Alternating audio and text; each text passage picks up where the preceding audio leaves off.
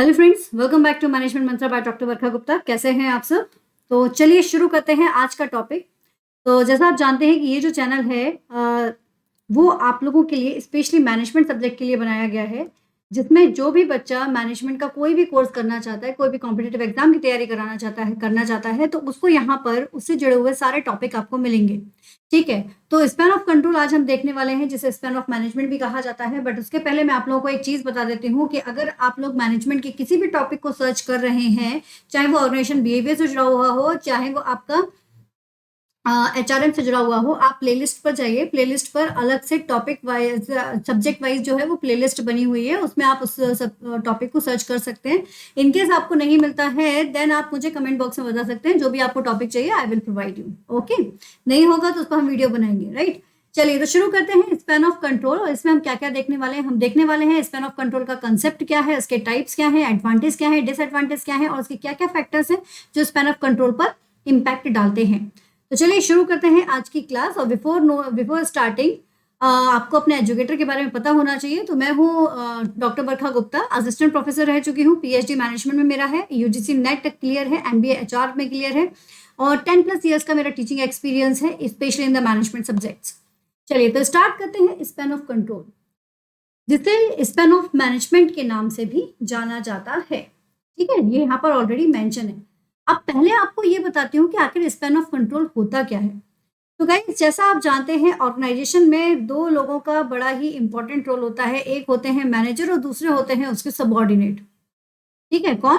Subordinate, जिनसे वो काम करवाता है या जिनके साथ मिलके वो काम करता है। तो ये मैनेजर जो होता है वो कहीं ना कहीं सबऑर्डिनेट को हैंडल करता है। कई बार वो सबऑर्डिनेट 2 भी हो सकते हैं, 4 भी हो सकते हैं, 6 भी हो सकते हैं, 8 भी हो सकते हैं, 10 भी हो सकते हैं। कितने भी सबऑर्डिनेट जो है वो उसके अंडर में जो काम करते हैं उनको वो हैंडल करता है। तो जब एक मैनेजर नंबर ऑफ सबऑर्डिनेट्स को जब हैंडल करता है, that condition is called as a span of control. कह सकते हैं कि ये मैनेजर जो है वो इन सबऑर्डिनेट के वर्क एक्टिविटीज को एक तरह से ही क्या कर रहा है, डायरेक्टली कंट्रोल कर रहा है, डायरेक्टली मैनेज कर रहा है। इसलिए इसे स्पैन ऑफ कंट्रोल या स्पैन ऑफ मैनेजमेंट के नाम से जाना जाता है। तो ये जो टर्म है ये बेसिकली बिजनेस मैनेजमेंट के लिए यूज किया जाता है, पर्टिकुलरली ह्यूमन रिसोर्स मैनेजमेंट में इस टर्म्स का यूज किया जाता है। तो स्पैन ऑफ कंट्रोल जो है, अगर हम इसको देखें तो that is the total number of direct subordinate that a manager can control और मैनेज। जैसा मैंने आपसे कहा, ये क्या करता है, ये डायरेक्ट इन लोगों को क्या कर रहा है, कंट्रोल कर रहा है या मैनेज कर रहा है। तो इस सिचुएशन को कहा जाता है span of control. The number of subordinate managed by the manager very depending on the complexity of work. जैसे कि अगर कोई वर्क जो है वो बड़ा ही रेगुलर टाइप का है ना, रेगुलर है, फिक्स्ड है, डेली होने वाला वर्क है, तो इस केस में अगर एक मैनेजर को, क्योंकि उसका तो बिल्कुल बंधा हुआ काम है, उसको बहुत ज़्यादा सुपरवाइज करने की ज़रूरत नहीं है, तो आराम से वो 10 से 15 तक के मेंबर्स जो है वो उनको हैंडल कर सकता है, 10 से 15 तक के सबऑर्डिनेट को वो हैंडल कर सकता है, क्योंकि रेगुलर और फिक्स्ड वर्क है। वहीं अगर कोई वर्क जो है वो बड़ा ही कॉम्प्लेक्स टाइप का है, तो उस समय पर एक एक पर्सन के ऊपर फोकस करना पड़ेगा, एक एक को आपको गाइड करना पड़ेगा, तो उस केस में समय ज़्यादा लगेगा। तो एक मैनेजर जो है वो ज़्यादा से ज़्यादा कितने 5 to 6 जो सबऑर्डिनेट है उन्हीं को हैंडल कर सकता है। तो कहने का मतलब है काम की कॉम्प्लेक्सिटी के बेसिस पर डिपेंड किया जाता है कि एक मैनेजर जो है वो कितने कैंडिडेट्स को या कितने सबऑर्डिनेट को वो हैंडल कर सकता है, कितने का उनको मैनेज कर सकता है। ठीक है, तो वही यहाँ पर एग्जांपल भी दिया गया है कि अगर like manager can manage 4 to 6 subordinate when the nature of work is complex. अगर कॉम्प्लेक्स है तो वो सिर्फ 4 से 6 सबऑर्डिनेट को मैनेज कर सकता है। वहीं नंबर जो है वो 15 से 20 का सबऑर्डिनेट हो सकता है अगर रिपीटेटिव और फिक्स्ड वर्क होता है तो। ठीक है, अब इसके लिए मैं आपको एक छोटी सी इसके पीछे की हिस्ट्री और बताती हूँ। पहले के समय पर क्या होता था, 1980 से पहले की अगर मैं बात करूं, तो उस समय पर क्या होता था कि नंबर ऑफ मेंबर्स ऑर्गेनाइजेशंस में बहुत ज़्यादा होते थे, मैनेजर्स भी बहुत ज़्यादा ही मात्रा में होते थे। तो हर एक मैनेजर 1 से 4 कैंडिडेट्स को संभालता था, सबऑर्डिनेट को संभालता था। बट जैसे जैसे 1980 के बाद क्या आ गई, टेक्नोलॉजी आ गई। तो टेक्नोलॉजी के आने से क्या हुआ कि ऑर्गेनाइजेशंस ने ह्यूमन रिसोर्स को क्या किया, कट शॉर्ट कर दिया। तो उस केस में अब एक मैनेजर, क्योंकि काम जो है वो थोड़ा सा जो था वो इजी गोइंग हो गया था जस्ट बिकॉज ऑफ टेक्नोलॉजी, तो जो मैनेजर्स हैं उनके नंबर्स भी कम कर दिए। तो एक मैनेजर को अब जो था वो 1 से 4 की जगह 1 से 10 तक के जो एम्प्लॉयज है वो संभालने के लिए दिए जाने लगे।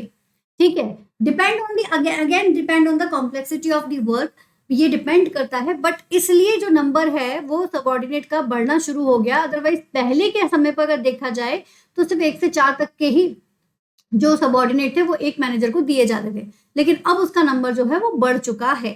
ठीक है, चलिए अभी आगे देखते हैं क्या होता है। और ये सब पता है क्यों हुआ? क्योंकि इनएक्सपेंसिव टेक्नोलॉजी बहुत सारी ऐड हो चुकी है किसी भी टास्क को कंप्लीट करने के लिए और इजी गोइंग बनाने के लिए। Now the span of management जो है वो कितने टाइप का हो सकता है, तो let's talk about the types. Span of control समझ में आ गया हो तो फटाफट से एक लाइक का बटन क्लिक कर देना कि हाँ मीनिंग तो समझ में आ चुका है। ठीक है ना, और कमेंट बॉक्स में भी जरूर लिखकर बता देना कि क्लियर है। तो स्पैन ऑफ मैनेजमेंट या स्पैन ऑफ कंट्रोल जो है वो दो तरह का होता है, एक होता है आपका वाइड स्पैन और एक होता है आपका नैरो स्पैन। अब इनके अलग अलग नाम भी होते हैं जो एग्जाम में पूछे जा सकते हैं ऑब्जेक्टिव्स में। जो वाइड स्पैन होता है इसे फ्लैट स्ट्रक्चर के नाम से भी कहा जाता है। क्यों कहा जाता है आगे आने वाली स्लाइड्स में आपको पता चल जाएगा। और नैरो स्पैन को टॉल स्ट्रक्चर के नाम से भी कहा जाता है। ये टॉल स्ट्रक्चर और इसे वाइड स्ट्रक्चर के नाम यानी कि फ्लैट स्ट्रक्चर के नाम से कहा जाता है। तो इस तरह से ये दो तरह के होते हैं। ठीक है, तो स्पैन ऑफ कंट्रोल का एक सिंपल सा फॉर्मूला भी हम यहाँ पर आपको बता सकते हैं। जैसे कि इसका अगर सिंपल सा फॉर्मूला देखा जाए तो that is the number of employees divided by the number of manager. जितने आपके पास मैनेजर हैं उसके अकॉर्डिंग आप एम्प्लॉय जो है वो असाइन करोगे, तभी तो वो सारे काम कर पाएगा। बाकी बहुत सारी चीजें हैं, ये तो एक हो गया जनरल फॉर्मूला, बट जैसा मैंने कहा कि वर्क की कॉम्प्लेक्सिटी के बेसिस पर ये चीजें जो है वो फ्लैक्चुएट होती रहती हैं। ठीक है, चलिए ये तो एक नॉर्मल और एवरेज की बात हो गई कि ऐसे हम इसको कैलकुलेट कर सकते हैं कि कितने मैनेजर के अंदर कितने एम्प्लॉयज आ सकते हैं। ठीक है, अकॉर्डिंग टू एम्प्लॉयज। नाउ ये देखिए, ये है हमारा एक छोटा सा डायग्राम जो बता रहा है नैरो स्पैन ऑफ कंट्रोल और वाइड स्पैन ऑफ कंट्रोल। जैसा कि कहा गया था कि नैरो स्पैन ऑफ कंट्रोल को टॉल स्ट्रक्चर के नाम से जाना जाता है और इसको आपका फ्लैट स्ट्रक्चर के नाम से जाना जाता है। और ऐसा क्यों होता है? ऐसा क्यों होता है? ऐसा इसलिए होता है क्योंकि देखो स्पैन ऑफ मैनेजमेंट या स्पैन ऑफ कंट्रोल में नैरो स्पैन ऑफ कंट्रोल और वाइड स्पैन ऑफ कंट्रोल की हम यहाँ पर बात कर रहे हैं। और ऐसा इसलिए होता है क्योंकि यहाँ पर देखो जो नैरो स्पैन ऑफ कंट्रोल होता है इसमें नंबर ऑफ एम्प्लॉयज जो होते हैं वो एक मैनेजर के अंदर में कम होते हैं। हायरार्की बढ़ा दी जाती है लेकिन एम्प्लॉयज जो होते हैं वो यहाँ पर कम होंगे। जैसे नैरो स्पैन ऑफ कंट्रोल की अगर मैं बात करूँ तो narrow span of control involve a hierarchical organisation structure. ये हायरार्किकल ऑर्गेनाइजेशन स्ट्रक्चर होता है जहां पर आपका क्या होता है कि स्मॉल नंबर ऑफ सबऑर्डिनेट यहाँ पर रिपोर्ट करते हैं सिंगल मैनेजर को। ठीक है, क्या करते हैं यहाँ पर ऑर्गेनाइजेशन स्ट्रक्चर जो है वो आपका कैसा होगा, स्मॉल रहेगा। सबऑर्डिनेट यहाँ पर रिपोर्ट करेगा किसको, सिंगल मैनेजर को। और यहाँ पर ये टॉलर ऑर्गेनाइजेशन इसलिए कहा जाता है क्योंकि यहाँ पर मल्टीपल हायरार्की जो है वो इन्वॉल्व हो जाती है। जैसे कि अगर मैं बात करूँ किसी टेक्निकल काम के लिए तो ये एक सुपर सीनियर हो गए, सुपर सीनियर के बाद सीनियर्स हो गए, सीनियर के बाद फिर आपके सबऑर्डिनेट आ गए। ठीक है ना, तो ये वाला जो कंडीशन है वो यहाँ पर आपकी इन्वॉल्व होती है। तो यहाँ पर डिफरेंट हायरार्की इंक्लूड हो जाती है लेकिन नंबर ऑफ मेंबर्स जो होते हैं वो यहाँ पर कितने होते हैं, लेस होते हैं। ठीक है, तो इसलिए कहा जाता है इसे टॉल। जनरली ये कब होता है, जब कॉम्प्लेक्सिटी ऑफ वर्क जो होता है वो ज्यादा होता है। अब वाइड स्पैन ऑफ कंट्रोल में जैसा मैंने कहा था कि रिपीटेटिव वर्क अगर आपका है जो रेगुलर बेसिस पर होता है, उस केस में क्या होता है कि रिलेटिवली फ्लैट ऑर्गेनाइजेशन स्ट्रक्चर का हम यूज करते हैं। यानी कि एक मैनेजर के अंदर में काफी सारे सबऑर्डिनेट जो है वो यहाँ पर इन्वॉल्व होते हैं और यहाँ पर बहुत ज्यादा हायरार्किकल स्ट्रक्चर नहीं होता है, छोटा से ही हायरार्किकल स्ट्रक्चर यहाँ पर होता है और ये सिंगल मैनेजर को रिपोर्ट करते हैं ये सारे के सारे लोग। ठीक है, तो ये हो गया आपका wide span of control. I think clear होगा बिल्कुल अच्छे से। कॉम्प्लेक्सिटी के बेसिस पर हम बेसिकली देख रहे हैं तो आपको आसानी से समझ में आ जाए इसलिए। अब देखो एडवांटेज और डिसएडवांटेज देखते हैं। अब नैरो स्पैन ऑफ कंट्रोल के कुछ एडवांटेज यहाँ पर मौजूद हैं। The manager can supervisor each of his subordinate immediately. क्यों इंटीमेटली? क्यों? क्योंकि यहाँ पर क्योंकि कम है, कितने हैं, कम है, तो उस वजह से वो आसानी से सबको देख सकता है, सबको वो सबसे बात कर सकता है, सारी चीजों को इजीली कर सकता है। Nature of work usually complicated, ये यहाँ पर जो वर्क होता है वो थोड़ा सा कॉम्प्लिकेटेड होता है। इफेक्टिव कम्युनिकेशन हो सकता है इन सब के बीच में, क्यों? क्योंकि यहाँ पर कम लोग हैं, इसलिए आसानी से कम्युनिकेशन हो सकता है। और हायरार्की जो होती है वो ज़्यादा होती है, लेकिन हायरार्की ज़्यादा होती है ये इसका एक बेनिफिट ये हो जाता है कि हायरार्की ज़्यादा होने की वजह से जो वर्कलोड है वो थोड़ा सा कम आपके पास पहुंचता है। अब आ जाओ डिसएडवांटेज। डिसएडवांटेज क्या हो जाता है कि भाई यहाँ पर कंट्रोल हद से ज़्यादा होता है एम्प्लॉयज़ के ऊपर, क्योंकि कम एम्प्लॉयज़ है तो हम अपनी बात आसानी से मनवा सकते हैं। तो उसके चलते जो हमारे एम्प्लॉयज़ का ओरिजिनल टैलेंट है वो कहीं ना कहीं, उनकी जो क्रिएटिविटी है वो छुप जाती है। क्यों? क्योंकि उनको सिर्फ बॉस की सुननी पड़ती है। ठीक है। और दूसरा यहाँ पर ये है कि भाई क्योंकि हायरार्की यहाँ पर बड़ी होती है तो डिसीजन मेकिंग में समय ज़्यादा लग जाता है।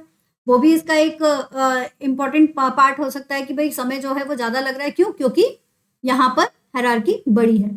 तीसरा है कि नैरो स्पैन ऑफ कंट्रोलिंग जो है वो क्रॉस फंक्शनल प्रॉब्लम सॉल्विंग जो है उसे प्रिवेंट करती है। तो इस तरह से यहाँ पर ये कुछ एडवांटेज और disadvantage narrow span of control के आपको देखने को मिलेंगे। ठीक है। और कुछ एडवांटेज डिसएडवांटेज तो आप अपने अकॉर्डिंग भी बता सकते हैं कि स्पेशलाइज्ड वर्क पर्सन हमारे सामने मौजूद होंगे। अगर छोटा रहेगा तो डिसीजन मेकिंग वाला जैसे पॉइंट है वो आप आसानी से बता सकते हैं। एक बॉन्डिंग जो है वो बॉस और सबॉर्डिनेट के बीच में एक लिमिटेड दायरे तक बनी रहेगी, और नहीं मतलब एक अच्छी बनी रहेगी, कम्युनिकेशन काफ़ी अच्छा होगा क्योंकि कम नंबर ऑफ मेंबर्स यहाँ पर मौजूद हैं। वहीं अगर वाइड स्पैन ऑफ कंट्रोल की बात करें तो जैसा ये स्ट्रक्चर्स यहाँ पर मौजूद है, तो वाइड स्पैन ऑफ कंट्रोल जो है वो सबॉर्डिनेट और मोर इंडिपेंडेंट, यहाँ पर सबॉर्डिनेट ज़्यादा इंडिपेंडेंट होते हैं क्योंकि रिपीटेटिव वर्क में ज़्यादातर इन पर्सनों को यूज़ किया जाता है, रेगुलर बेसिस में यूज़ किया जाता है, तो बहुत ज़्यादा कंट्रोल नहीं करना पड़ता है किसको? मैनेजर को। दूसरा, fewer layer and hierarchy of management, management की बहुत छोटी सी हायरार्की होती है तो डिसीजंस आसानी से लिए जा सकते हैं। नेचर ऑफ वर्क जो होता है वो बेसिकली रिपीटेटिव यहाँ पर होता है, और less direct communication between the subordinate and management. और सबसे बड़ी बात यहाँ जो बोली जाती है, जो मैंने आप लोगों को बताया भी था कि यह रिपीटेटिव वर्क, ये इंपॉर्टेंट पॉइंट है इसका कि रिपीटेटिव वर्क होता है तो इसलिए सबॉर्डिनेट्स को गाइड कम करना पड़ता है ना। तो इस वजह से नंबर ऑफ मेंबर्स यहाँ पर ज़्यादा मौजूद रह सकते हैं एक मैनेजर के अंडर में। डिसएडवांटेज देखा जाए तो इनइफेक्टिव मैनेजमेंट, कई बार कंट्रोल नहीं कर पा रहे हो आप नंबर ऑफ मेंबर्स को तो वहां पर प्रॉब्लम हो सकती है। मैनेजर का वर्कलोड बढ़ गया कि भाई हर जगह से कुछ ना कुछ प्रॉब्लम्स क्रिएट हो रही है, तब प्रॉब्लम आ सकती है। जरूरी तो नहीं है हर दिन एक जैसा निकले, है ना। Role of team members are not clearly defined, अगर आपने टीम मेंबर्स को रोल अच्छे से क्लियरली डिफाइन नहीं किया है तो हर किसी को कॉन्फ्लिक्ट इशू आ सकता है। और यहाँ पर मैनेजर के साथ में subordinate, the less communication between the manager and subordinate reduce the control of the manager, अगर यहाँ पर इनके बीच में वार्तालाप कम हुई, कम्युनिकेशन कम हुआ, तो मैनेजर जो है वो आसानी से अपने जो सबॉर्डिनेट है उनके ऊपर कंट्रोल नहीं कर पाएगा क्योंकि नंबर ऑफ मेंबर्स बहुत ज़्यादा, एक के साथ बात हो रही, चार के साथ हो ही नहीं रही है। इस कंडीशन में भी प्रॉब्लम्स क्रिएट हो सकती है। ठीक है ना। एक को उसने बता दिया कि ऐसा करना है, बस चार जो है उनको तरफ फोकस ही नहीं किया, तो यहाँ पर प्रॉब्लम आ सकती है। तो ये कुछ एडवांटेज और डिसएडवांटेज हैं आपके इसके वाइड स्पैन ऑफ कंट्रोल के। अब कुछ फैक्टर्स हैं जो इन पर इम्पैक्ट डाल सकते हैं, उनकी तरफ भी ध्यान दे लेते हैं। तो स्पैन ऑफ कंट्रोल जैसा आपको पता है ही है कि एक ऑर्गेनाइजेशंस में हमको स्मॉल स्पैन ऑफ लेना है या फिर आपका बिगर लेना है, ये डिपेंड करता है कुछ सिचुएशंस के ऊपर। ठीक है। तो अगर मान लीजिए let's talk about the geographic location. ठीक है। तो जियोग्राफिक लोकेशंस की अगर हम बात करें तो अगर मैनेजर के लिए कोई डिफिकल्ट लोकेशन सामने आ चुकी है, तो डिफिकल्ट लोकेशन है, डिफिकल्ट कंडीशन है, तो अगर डिफिकल्टी वाला का हिसाब होगा तो उस केस में जल्दी से सोच के बताइए कि कौन सा आना चाहिए। लाइक आपका कम एम्प्लॉयज वाला आना चाहिए या ज़्यादा एम्प्लॉयज वाला आना चाहिए, यानी कि आपका नैरो स्पैन ऑफ कंट्रोल आना चाहिए या फिर आपका जो है वो वाइड स्पैन ऑफ कंट्रोल आना चाहिए। सोचिए, समझिए, फिर आंसर कीजिए। सिंपल सी बात है, समझ ही चुके होंगे। अगर यहाँ पर जियोग्राफिक लोकेशन कॉम्प्लेक्सिटी के बेसिस पर डिपेंड करती है तो नंबर ऑफ स्मॉल जो रहेंगे वो स्मॉल रहेंगे, नंबर ऑफ एम्प्लॉयज जो हैं वो स्मॉल रहेंगे, तो स्पैन ऑफ कंट्रोल जो रहेगा वो आपका यहाँ पर स्मॉल एम्प्लॉयज के लिए रहेगा, यानी कि आपका नैरो स्पैन ऑफ कंट्रोल यहाँ पर होगा। स्किल ऑफ मैनेजर्स के बेसिस पर भी डिपेंड करता है। कुछ मैनेजर्स होते हैं जो कि ज़्यादा से ज़्यादा ज़्यादा से ज़्यादा मेंबर्स को कंट्रोल कर सकते हैं, वो हर एक सिचुएशंस को हैंडल कर सकते हैं, they can easily communicate with the multiple members तो इन दैट केस यहाँ पर आप जो मैनेजर है उसकी जो क्वालिटी है उसके स्किल्स के बेसिस पर उसको वाइड स्पैन ऑफ कंट्रोल जो है वो प्रोवाइड करवा सकते हैं, ठीक है। वहीं एम्प्लॉय की स्किल्स की अगर बात करें तो वो एम्प्लॉयज यानी कि जो हमारे सबॉर्डिनेट हैं वो काफ़ी ज़्यादा टैलेंटेड हैं, ठीक है, वो बहुत ज़्यादा टैलेंटेड हैं। दे लेस नीड ऑफ सुपरवाइज, उनको लेस नीड है सुपरवाइज की, है ना। तो इस केस में क्या होगा कि इस केस में हम वाइड जो है वो स्पैन ऑफ कंट्रोल यहाँ पर हो सकता है, क्योंकि मैनेजर को ज़्यादा नहीं देखना पड़ेगा तो वो ज़्यादा लोगों को हैंडल कर सकता है, यानी कि बिगर वाला साइज हम यहाँ पर यूज़ कर सकते हैं। वहीं अगर एम्प्लॉय की जो स्किल्स है वो ज़्यादा नहीं अच्छी है, टैलेंटेड नहीं है एम्प्लॉय, उनको ज़्यादा समझाने की ज़रूरत पड़ेगी तो फिर नैरो यूज़ करना पड़ेगा, ठीक है। वहीं अगर बात किया जाए टास्क असाइनमेंट के ऊपर, तो टास्क असाइनमेंट अगेन जैसा कहा गया था कि अगर रिपीटेटिव होता है तो रिपीटेटिव के केस में आपका जो रहेगा वो वाइड स्पैन ऑफ कंट्रोल आप यहाँ पर यूज कर सकते हैं। लेकिन अगर कोई कॉम्प्लेक्स टास्क आ जाएगा तो इस केस में you have to use the narrow span of control, right.